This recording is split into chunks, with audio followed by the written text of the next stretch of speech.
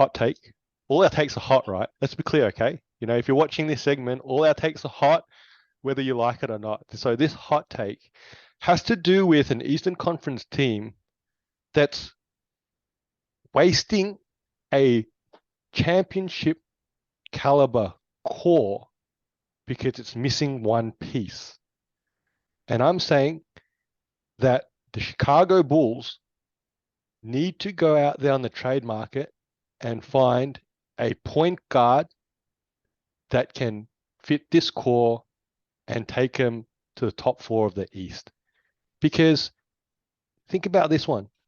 When Lonzo Ball was healthy, and that's a whole nother take. We can talk about Lonzo Ball in a whole nother take, okay, right now. And no one's really talking about him. Everyone's sort of forgotten about Lonzo Ball. All right. The Bulls were the hottest team in the East last year. Okay. And that was when obviously DeRozan came across and he was still gelling with Levine. Obviously, we had a down season from Vucevic, sorry. And obviously, Pat Williams missed last season too. Okay. All the pieces are there, but they need a point guard.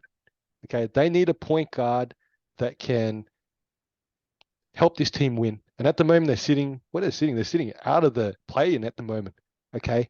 All right. And this team should not be there. This team should be in the top 4, but they need one more piece.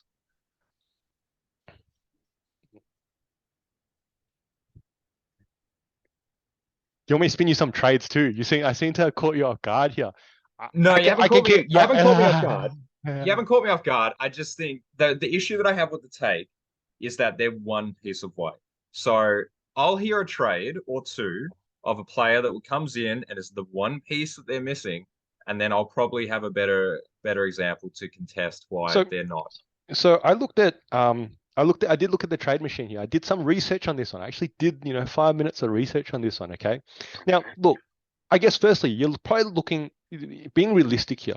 Okay. You're looking for a point guard that can come in and really share the ball. Okay. That's what Lonzo Ball did. Okay. Can share the ball, can shoot the 3. Okay. If you can think back last season, that's what Lonzo Ball did really well. You're not looking for him to score 20 points a game. Okay. But he shot the 3 ball really well. Okay. And he obviously moves that ball like a pure point guard. Okay. And I guess if we're looking at teams out there that have a guard, we're not talking about an all-star or superstar, obviously, that there's something going to give up. Yeah, I'm not saying that the Bulls are going to trade for Ja Morant or Chris Paul or something like that. I'm not saying that at all. Okay. What sort of guards out there might be sitting on a bench that's coming, that's coming behind, it's on a bench that obviously, or even starting, that's on a team that doesn't necessarily need them. Okay, so then now you got to look at some sort of salary packages. Yeah, what can you sort of put together as a package to make a move for something like that? Okay, so here are some names that obviously that to throw out there. Okay, firstly, okay, there's I looked at Devontae Graham. Okay, with the New Orleans Pelicans. Okay, he was starting. Okay, obviously in Charlotte. Okay, and then he went over to the Pelicans. They don't have a need for him anymore. Okay, but he's a player that can shoot. He shot, I think, 39%, obviously, with the Hornets prior 2 or 3 seasons ago now. Okay, he's not big. Yeah, absolutely. Okay, he's got some shortfalls there. Okay, but I'm talking about a move now that just gives them some level of assurity in that point guard position, because it's not getting done right now. Okay, with obviously, the rotations they got at the moment. Okay, another names out there. Okay, and again, trade packages you need to sort of materialize here, like say Conley.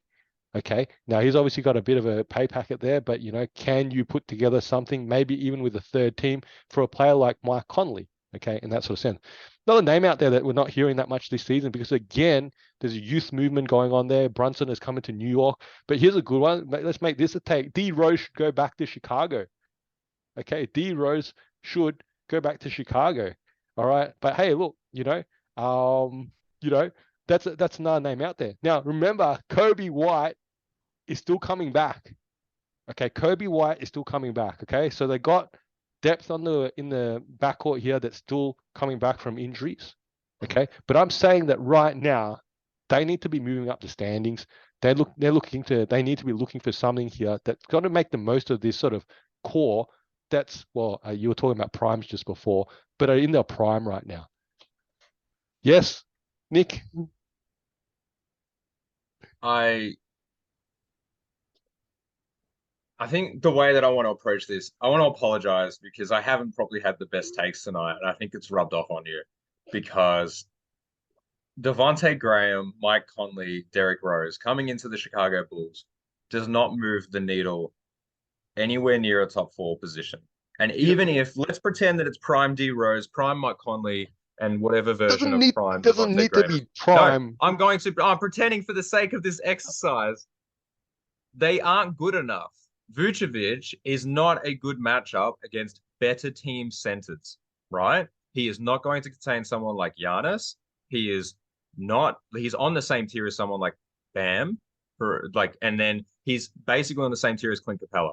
He is a wash. He is not a matchup nightmare there. Zach LaVine, very, very good, but is again not there. DeMar DeRozan, again, not there. Kind of proven in the playoffs that it's a second round exit at best. You're putting a lot of stock on the Bulls being too good. Their potential looks great on paper, but the potential and execution, they probably overperformed last year. They versed the Bucks. They got one win out of them on a bit of a shock, and they got absolutely smacked thereafter. Yes, they were missing a point guard. I just don't see how one point guard coming in changes the team. Here's a point guard that you should have pitched that I think you could make a case and say that could be an interesting impact. Chris Paul would be an interesting impact to a team because he's proven that he goes to a team, creates a culture, and does well. And that was a potential take that I wanted to do, but it's a bit lame. But Chris Paul impacts culture. And I think now that he's out in Phoenix, Phoenix still has that culture. We expect Phoenix to be better, and they play like they're better. If Chris Paul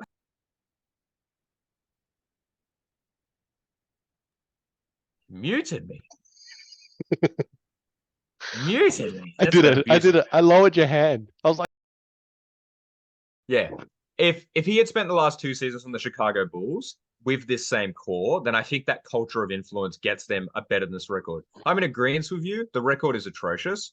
They aren't the 13th team in the East, but they are not a point guard away. At best, they make a second round. That's the ceiling that I would give the Chicago Bulls, even with this legendary point guard of the. Sure. So if they make a run into the top 4, when Kobe White comes back from his injury, and God willing, I will pray for Lonzo Ball's knees. Right? Is that what's going on there? I don't know what the hell's going on there. We might not see him again this season. You can make a take about Lonzo Ball being the next Brandon Roy if you want as well. Okay. I'm not sure what's going on with. I mean, he's more likely than Kawhi Leonard. Okay. He's more likely than Kawhi Leonard. But let's say that one of these currently rostered point guards comes back, and the Bulls make a run. Okay. At that point in the season, all right, then maybe I can go, hey man, you can now, eat my shorts. It's another 6-pack, right? I'll just be funneling 6-packs to you throughout the season because of all these takes that I got wrong, supposedly. Lauri Markkanen dropped 38 against the Suns. He only needed 12 more points, and I'm right. We don't think that that's going to happen in the next 60 games. I'm going to cut that out.